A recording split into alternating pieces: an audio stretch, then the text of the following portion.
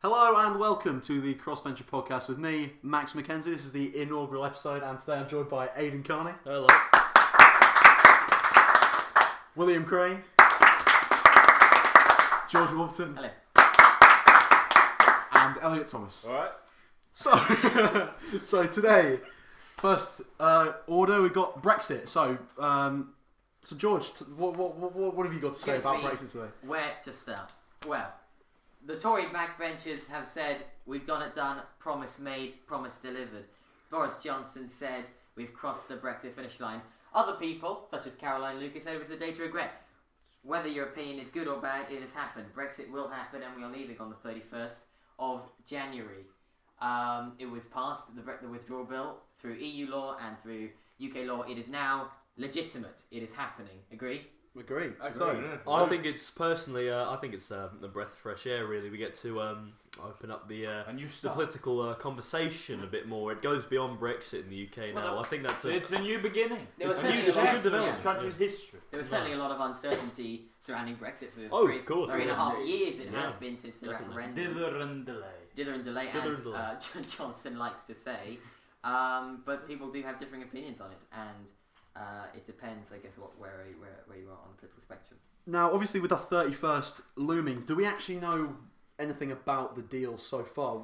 Does anyone have an inkling of what's going on? We're going to go into this period of transition, 11 months it will be, and people are arguing whether that will actually be enough time for the future trade deal and security laws to be negotiated. Most people say it won't be, so there might have to be an additional period. So until these 11 months happen, we are still under EU law, but we cannot make or discuss EU law. Do we know? So in terms of the contents of this deal, is it anything different to what we've seen before from Theresa May? Well, it is different. It's basically the same deal, but there is no backstop, right? The Irish backstop, of course, that was a matter of huge controversy and really one of the main things that people didn't like about that deal, especially members of the ERG, the Marc Francois and the Jacob Rees-Moggs. I've been looking into that actually. There's pressure from the EU to enforce the terms of that deal in terms of checking ships in the Irish Sea. And I'm not sure when that's supposed to be implemented, but the EU has threatened sanctions actually on Boris Johnson to implement that. So that should be something to watch in future. Surprisingly aggressive, really, I think, in the UK, though, usually. So well, that's something you expect from the Europeans, isn't it? Jesus. That was a joke. Let's just now, of course, one of the biggest questions surrounding that day, that 31st of January, is Big Ben. There was a big fundraiser. Should Big Ben bong for Brexit? Is what Surely. Francois. I very proudly. I don't think it should. No. I mean, I would debate that, but I think it signifies a new chapter in our country's history. I think it's very important for it to bong, actually. I personally donated £6, a grand total of £6 to the cause. Very generous. Indeed, yes. And I think we just simply have to do it. It's part of our culture and tradition to do so. Why do you think you shouldn't? It's not that big. We haven't made it such a big deal that it should bong. It's been going on for 3 years. It's not a big achievement. We voted for it, and now we're doing it. It's a new it signifies It's a celebration. It signifies a change, but a new story. So do lots of things. It's a huge constitutional change. This is the biggest political decision that's been undertaken in but certainly what our I'm lifetime, interested if not the lifetimes of our parents and grandparents.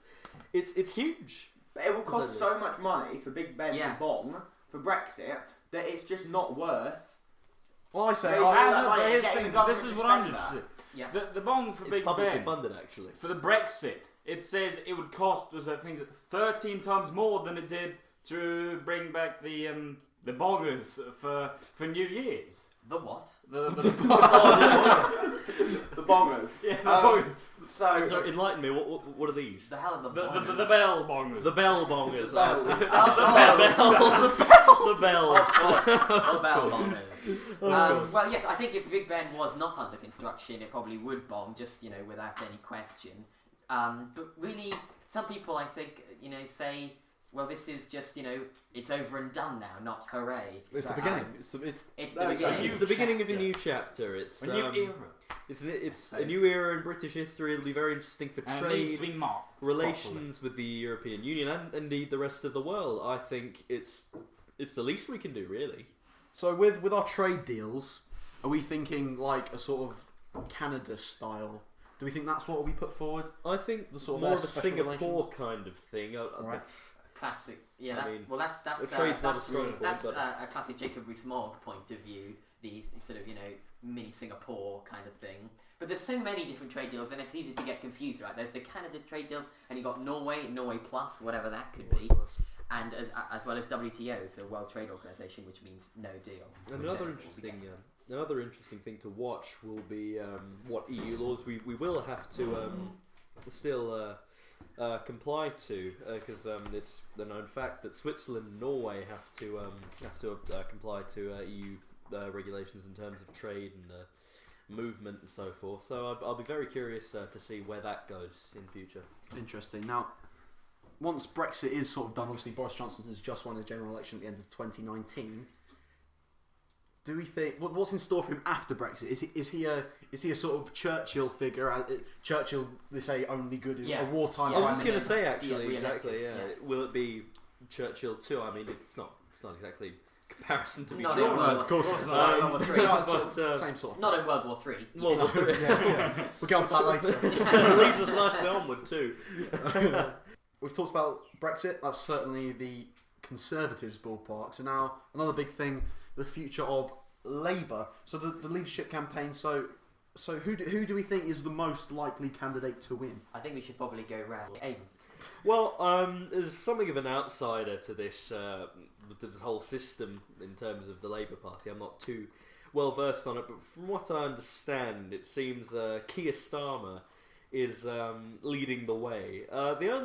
From what I know about Keir Starmer as a person, is that the only issue I have with that is that he won't do very well in the north, which is of course the Red Wall went remarkably anti-Labour in the most recent election. Yeah. And as such, I'll be very curious to see if he can bring those voters back in, if he can appeal to the same audience that Labour under, say, Tony Blair appealed to. I'll be very curious to In terms of ideological standpoint, is he more of a Blair figure, sort of towards the centre, sort of He is polar more, opposite? Yes, he's more moderate, but he's still pretty left wing. He applies to the London-based Champagne Socialist, Jeez.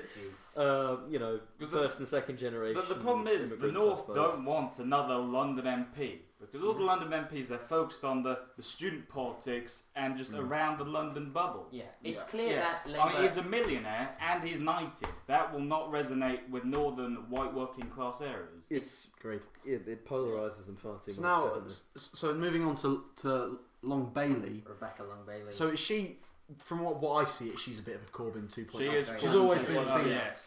So do we think that will sort of lead voters into a trying again with that sort of 'Cause more socialist, the- radical standpoint? The thing is that with Labour, the manifesto and the policies, the membership liked quite a bit. The problem was Corbyn. So I mean, if they have another leader with sort of similar policies, like Long Bailey, who is nothing, or she's similar in policy, but nothing like Corbyn mannerisms and personality, they might do well with her. But I don't think that she will. Yeah. It's interesting win. to see, definitely, because from what I understand, it was more the Labour Party lost its touch with the northern voters, not because of policy, but more so because the polarisation. It seems to me that in the Labour Party in recent years, there's been a real desire to alienate the white working class. Push them off as racists and Well, don't you think that all of that. the loss in the north was primarily probably down to Brexit? Wouldn't you agree? Well, I would that's what partially- McDonald partially, said I would after the exit polls. I'm not too sure. I feel like personally that I think it was the more sort of radical socialist policies, if you can call it that. I think it's clear that Rebecca Long Bailey probably isn't the candidate for Labour. I would They've agree. had that experiment in inverted commas with Corbyn of a very hard left leader. So, George, one thing I wanted to ask you, Yeah. And do you think that had the Brexit Party not been on the scene and they hadn't achieved their 2% of the vote, do you reckon Labour would have made any significant gains? It's hard to tell, right? Because we don't have that sort of power of hindsight as to what. But I think yes, they would. Nigel Farage was a very, very young party, very new, but he drummed up a whole lot of excitement for it, right? And I think that really played a huge role. His face wasn't on the billboards of the BBC place for nothing, right?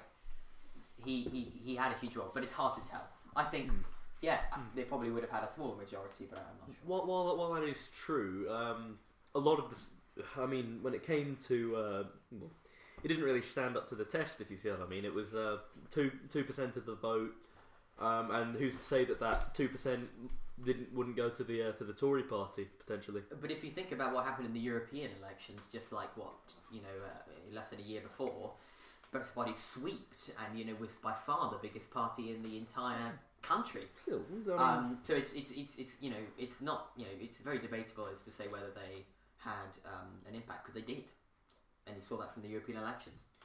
I'd just like to add, Emily Thornberry, who is one of the candidates for Labour leadership, although probably one of the weaker ones, Keir Starmer's on top of all the polls really, has said that her rivals, Keir Starmer and Rebecca Long-Bailey, are machine politicians. What do you think that means? I wonder. Well, probably career politicians. Yeah. Yeah. Well, I mean, an issue. Well, Keir Starmer isn't, because he was a lawyer prior. and that, I think, despite any other challenges he might face with relating to his to the voters, I think that will stand him in good stead, because if anything, we've seen in the last few years that career politicians don't tend to do so well when it comes to elections. Yeah, with the election. That is true. I think what Labour need is a female leader. I think they need a female leader to sort of reconnect, because I would agree. Yeah. And probably, I mean, Diane Abbott. So, funnily enough, that's exactly what I was about to say. Someone like Diane Abbott, Oh, she's not in the but not Diane Abbott. In terms of how As a keen incompetent. Tory, Max, I understand where you're coming from. Lose all the voters you can. So what, you're saying Nandy or Thornberry? Because those are the two. I'm not sure. I think Nandy stands a better chance. Yeah. Mainly because she doesn't hold a London seat.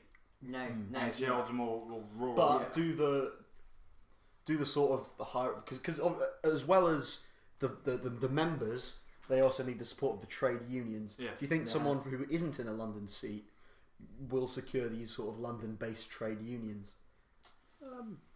I think, the London-based seats, it's not really appealing to the industrial workers that it did before. Those voters are now concentrated up in the north and the Midlands. Red Wall. I think, yeah, exactly. I think the London-based voters nowadays are comprised of people from lower income families, Younger people as well. Yeah. younger people, Student politics, people with immigration backgrounds.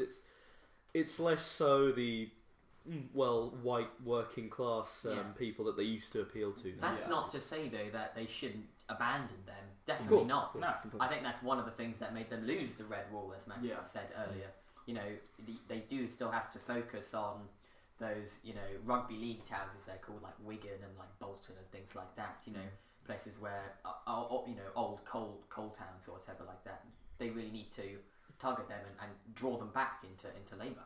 I think that's very important, especially since a lot of Labour MPs and people who've showed support for the Labour Party have, in some ways, ostracised these people, just shrugging them off as Brexiteer, racists, or all these labels. I think it's very important for them to reconcile with these people, and if they want to succeed. So now we've talked about the Labour, we've talked about the Conservatives with Boris Johnson. Just briefly, what's next for the Lib Dems? Where do they go It's a very good question. from here? Where do you I'll start step on this out one? here because I couldn't tell you. Jo Swinson, she lost a seat up in Scotland in the general election, and it's not particularly obvious as to what's going to happen to them. They haven't really heard of them much in the news. Have you seen any headlines or, in fact, any articles on the Lib Dems? There's so much about the Labour leadership, nothing about the Lib Dems. Literally nothing. currently, I think it's the deputy leader. I cannot remember his name. I apologise for that. But he is running the party or leading the party interimly. But I don't know what's going to happen, and I think we just got to remain to be seen. But they really got to get their act together. Yeah. Because I don't think they're quite sure what happened in the general election yet, and why they didn't get. Do you feel sorry for Jo Swinson? A bit. I feel. Slightly. I think Slightly. She deserved.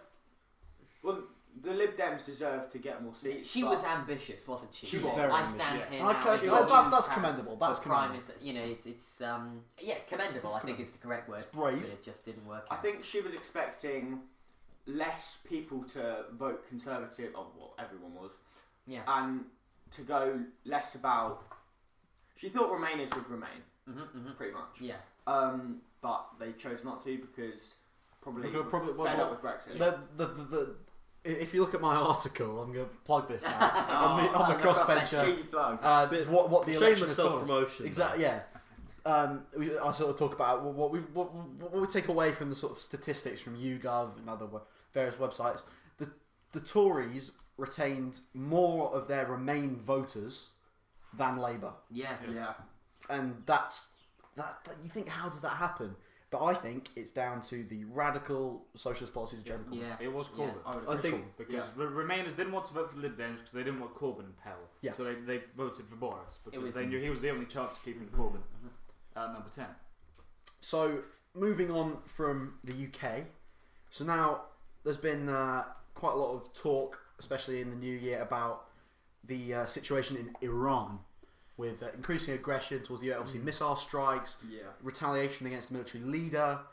First of all, what do we think is going to happen? I mean, well, what do you reckon?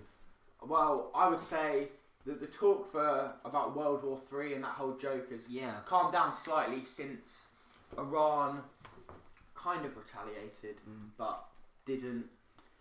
And then, because no American was really hurt by their attack, I think America will just be like, we'll leave it I now. think the Americans sort of let that happen. They must have known ballistic missiles were coming. It was sort of a for eye for an eye, if you know what I mean. Yeah, it was always going to be I would some agree. form of retaliation, right? They're never going to go unhanded. But the US originally said on that airstrike of the US base that nobody was hurt. It was later found out that they were injured, but no fatalities, and it was all minor injuries. in regard to the missile, the ballistic missile being fired on the passenger jet. Yeah. Does anyone here actually buy that it was supposedly an accident? Well, they confirmed it. That's why the I Canadians. do think it was by accident. I mean, think it was an I- accident. I will. I suppose. You know. I mean, they did arrest the man who took the video of the plane. Really? Yeah, they did. It's obviously something to hide. Exactly, and Yeah. I'll introduce a new perspective on this story. In the weeks leading up to this, President Trump he tweeted about the numbers of how many Americans were taken hostage in Tehran in the 1979 hostage crisis. And in response, the Iranians, I can't remember who it was off the top of my head, I believe it was a general or it might have been one of their A top ayatollahs. politician or A top- general, right? Yeah, something of that description. They commented the number 290. 290 is the number of Iranians that were killed in a American missile strike on an Iranian passenger jet over the Mediterranean in the 1980s. From the way I see it, I believe that this strike on the passenger jet was in retaliation for that, an eye for an eye, like you said. But what would they gain from that? It was a Ukrainian passenger. It wasn't American. It was There was some Ukrainian Brits, passenger. there was some Well, Canadians. Canadians. There were Canadians. Canadians. Sort of Ukraine. an attack on the West, would you say, just in general? Because flights Perhaps. from American airports to Tehran are very few and far between. So I think it was just an attack on the West in I don't general, know. really. That to me still seems sort of quite far fetched and conspiracy theory. Like I do think it was by mistake, because they said they thought it, sort of like a just in case thing, right? As in, they thought it could have been an American cruise missile, which perhaps sounds a little very, dodgy, very unlikely. but maybe perhaps it was. I do understand where Aidan's coming from. I think it could have been a signal of intent for if anyone is coming to invade or to do anything to Iran, then they are just showing we have power, we can destroy the West, we can do this. But I think it was a coincidence. I suppose there was minimal retaliation, really, were there?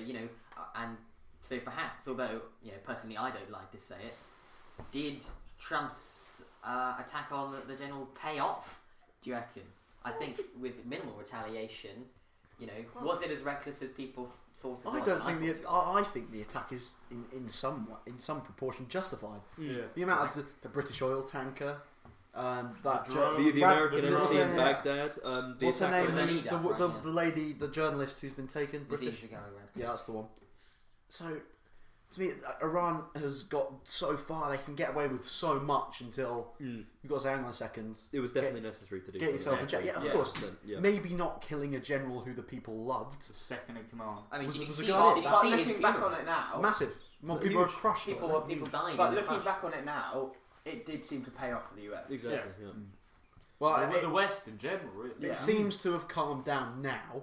Well, is that just because of the impeachment trial in America? They're doing things not intentionally, but that is sort of sweeping it under the rug because it's such a big thing in America. What do we think of that? In terms of is something personally? I'll state my opinion.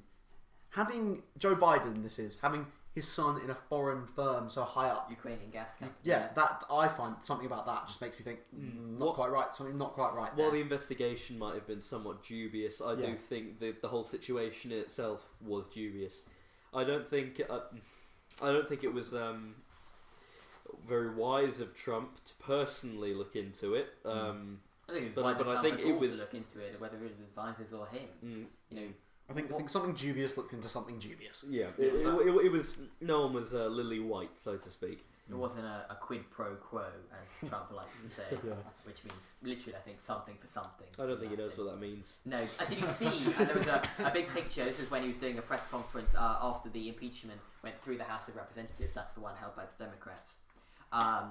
His notepad, as he was giving this big I've seen thing, this. Yeah. and it just said in massive font on his notepad, "There was no quid pro quo." That's all it said. It becomes an answer for everything at some point, doesn't it? Yes, exactly. And sort of sums it up, perhaps that's something. The impeachment. It's across party lines the vote right in the Senate for the impeachment trial, and no Republicans. I think about 20 Republicans would have to turn to impeach Donald Trump, and that's not going to happen, unfortunately.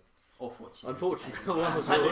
Depending on unfortunately for me, fortunately for some people. I think an impeachment of Donald Trump very, very unlikely. The Republicans essentially run the Senate. Well, they do. Well, they gained seats in the midterms, which is very unusual. Yeah. I think they lost House of Representatives. Yeah. I don't think I've lost my train of thought. I don't know whether if you look at how the Republicans are arguing in the impeachment trial, they were saying this isn't a big enough crime, or this isn't it's not a crime. You'd have to actually break the law, but that's just not true. Andrew Jackson was in Andrew. Excuse me, I've forgotten his name, but there was a president not so far, still in the 20th century, that was impeached for using bad language and uncourteous sort of speech and mannerisms, and people just didn't like him. There's probably more to it than just using, you fiddle-diddle or whatever. Very American. Well, very, very American. Heading back across the pond, back to Iran, what do we think the UK will have something to do? Do we think it will be an Iraq 2 sort of thing? I'm very interested you mentioned that. I think if there is to be I think the whole reason why the US kind of let the missile strike on the plane slide was to avoid an Iraq 2. I think the US is now quite wary of getting involved in the Middle East. Trump is definitely, as he said himself, he's not keen in sending more US troops there already. I think, it's definitely, I don't think anything in that regard is very likely. So, now, moving on, what do we think in terms of Iran? Do the Democratic candidates, what do you think their action would do with these new, during the primaries? Do we think they would have a strict stance on Iran? They'd be more of a... Oh, not at all. I think the Democrats recently have taken quite a relaxed stance. I mean, especially due to the amount of sympathy they gave it has been in some ways exaggerated by the Republican Party. The Democrats have proven to be very, very sympathetic towards the Iranian cause, to a point where I think it's somewhat questionable. But I don't think that take a strong stance on Iran if elected. But how about Biden? Because he is sort of, if anything, out of any of the candidates towards the right in terms of the most moderate. So As far as Yeah, Democrats centrist. go, I think it's important to mention. obviously they had quite a strong stance when he was vice president on that sort of Middle Eastern region. Do we think he'd be similar to Obama, saying we're not trying to fight governments, we're trying to fight terrorists? Potentially, but the thing with Iran is they don't. I was having a conversation about this with a friend of mine. Iran doesn't seem to produce terrorists; it seems to fund them. That tends to be their mantra. They don't. They like to keep their hands somewhat clean. They pump money, weapons, potentially even volunteers into these causes. Like as we saw in Iraq in the early 2000s. At least that's alleged. I mean, I don't think there's hard. Well, no. I think that the hard proof. There was a battle between British forces and Iranian-backed militiamen. Although they weren't from Iran, they were most certainly funded and armed by Iranian forces. I think Iran definitely does. They're not lily white, so to speak. No, I mean that's a reasonably broad generalisation is to all Democrats stand with Iran. I don't think that's quite how it is, but perhaps it's some, but it's a bit of a generalisation. Yes, I think, but definitely as a rule, they do tend to be a little bit more relaxed when it comes to. And you've got to imagine the amount of people who criticise Trump, Democrats-wise, on the killing of the Iranian general and things. So you've got to take that into account. I suppose it's a very vocal minority, perhaps in some ways you could say that. So now, talking about the Democrats, the primaries, who have we got?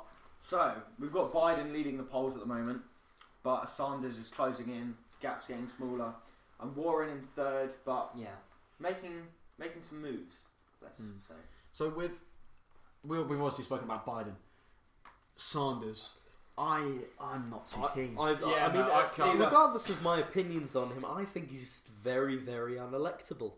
I think while he has got strong views, he's a good orator.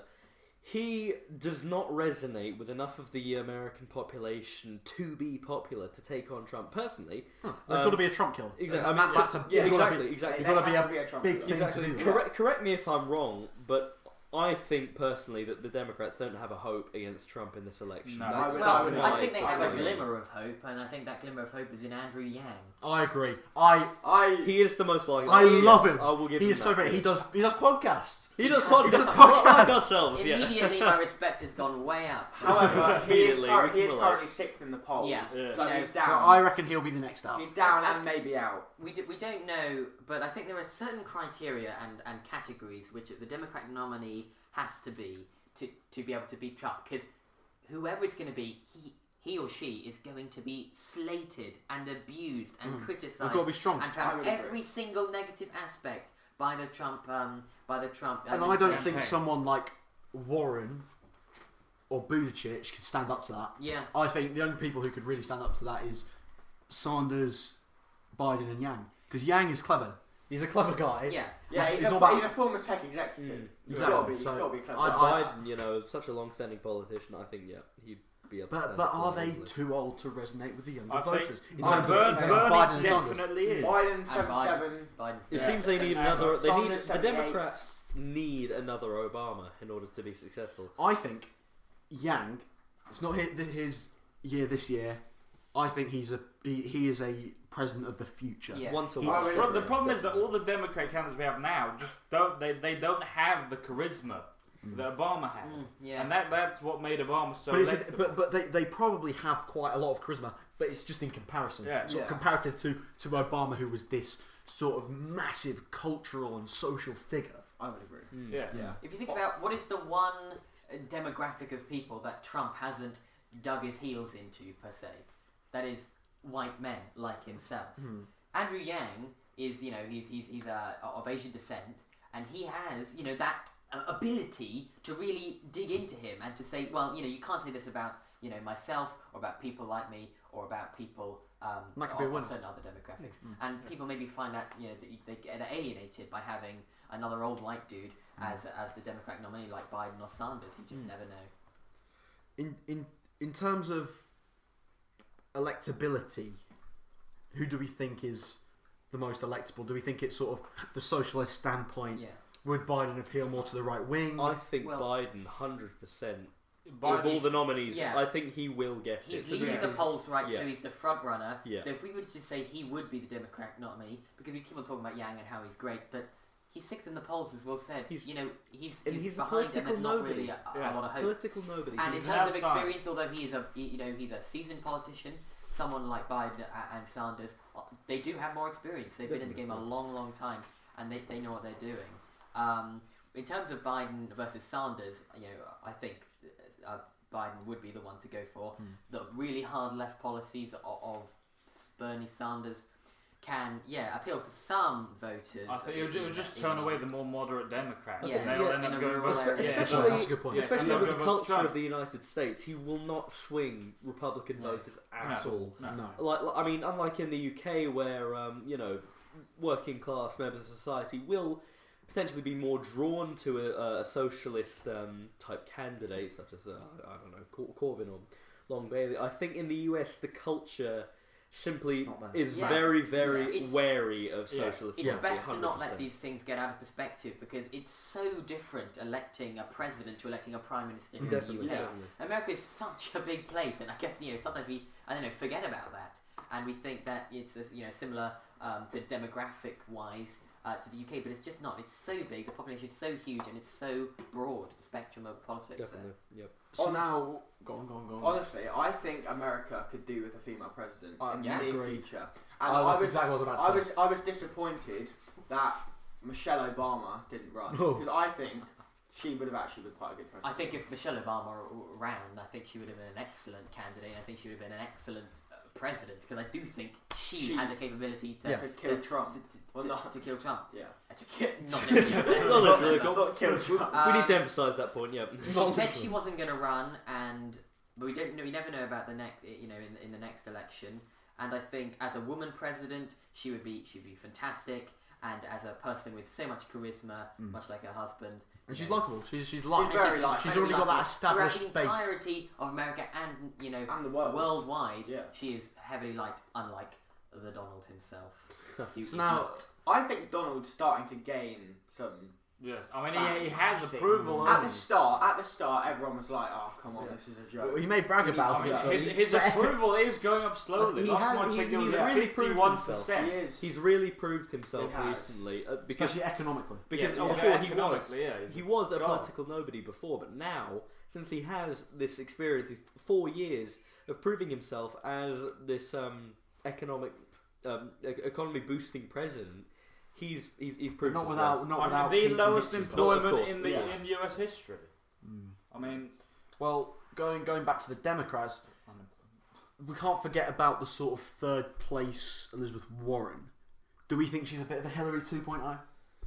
Can't say I know much about her really. Elizabeth Warren is, I think, probably one of the leaders who is lacking most in charisma. She has, some She good seems to policies, me watching the debates out of but touch. in terms of, I was looking at her policies on trade and things. They're just a little bit, as you said, out of touch, a little bit to isolation. like in I the think the mid-2000s. problem with Warren is that she's just she's all about student politics. Yeah. And that obviously doesn't resonate. Well, isn't Sanders as well? Yeah, Sanders is more socialist, but Warren is focused primarily on student politics and the younger voters. Well, one of her policies is to, try and pay back us a lot of student debt Yeah. for. Yeah. So you can see definitely. And what as kind we of know, demographic student she's appealing to. politics never wins over voters. Yeah. She seems to think. Sorry. Okay. She seems to think that she can change America. She can make it better. Her catchline is, "I have a plan for that." So every question that she doesn't really know how to answer, let's I have a say, plan for that. Yeah. I have a plan for that. That's She any doesn't. politician, really. Though. Yeah. Yeah, you could say Yeah. so. Trump's approval rating, by the way, currently, according to this fact checker website, factpolitics.org, is a 42.7%, and that's across all polls. So it's risen, lowered, over time, but it has remained under 50. Speaking on the broader picture of politics in the US, do we think with the sort of such massive divide between the Democrats, Republicans, left, right, young, old, do we think there's room for maybe a third party to sort of bridge the centre? The libertarians. I think not personally. I think this is a trend in the Anglosphere, the English-speaking world. We tend to have a leaning towards two-party states, less so in the UK. But I mean, we've never had a government that wasn't either Liberal or Conservative or Labour, as the Labour Party took them over in the 1920s. I think in the US there is absolutely, just because of how ingrained it is in their culture, I don't think there's any room for a middle ground. Maybe not a middle ground, but there is certainly room and time for the left and right of America to become a bit towards the centre. If you think about politics in the UK and in the US and kind of nationwide, worldwide, beg your pardon, there is such extremes now, right? There is, you had a lot of hard left and a lot of hard right, and the centre kind of seems to be, getting lost in the melee. And so I think there's room for candidates to bring it back to how it was, I don't know, you could 20 or so years ago, because you could just see the two parties go further and further apart. Because it used to be that the Republicans were, just the same, but with slightly different economic policies. Don't we see that everywhere, though? Politics in 2020 and 2019, 2018 is sort of following the trend, is just divisive. Oh, yeah. It's just divisive. Yeah. So can, with this new sort of, this new decade coming in, can we see it brought back to the middle? Yeah. And personally, I hope it does. Yeah. The centre ground. It sounds cliche, but we've got to bridge the gap. Yeah. The only way I see that happen, it doesn't come from a new party or a new view on things. The way I see it, I think, is literally just a change in direction from the two major parties in the Anglospheres to come closer to the centre. Maybe another Tony Blair figure on the Labour Party side, or perhaps a David Cameron for the Conservatives, or someone of that description. Just to come back on, just to bridge the gap. Well, partially at the very least, because I don't think these divides will be broken, but I think they can come together slightly. So to finish on the Democrats, who do we think is going to win, George? I think it'll be Joe Biden. Elliot? Yeah, I'd agree with George. I'd go Biden as well. Joe Biden, 100%. Well, Joe Biden's got to be. Well, that's pretty conclusive, so we reckon it's going to be Joe Biden. So, to finish off, thank you so much for listening to the first ever episode of the Crossbencher podcast. We hope you join us again. We might make this a bi-weekly, fortnightly sort of thing. We'll have something. Yeah, something. If you're watching, we have a plan for that. We have a plan. We do indeed. So leave your comments down on the blog what you want to see. If there's any talking points, we're more than happy to take any suggestions of ways to make it better. If there's any complaints, we very much love you. So thank you so much for watching, and we'll see you next time. Goodbye.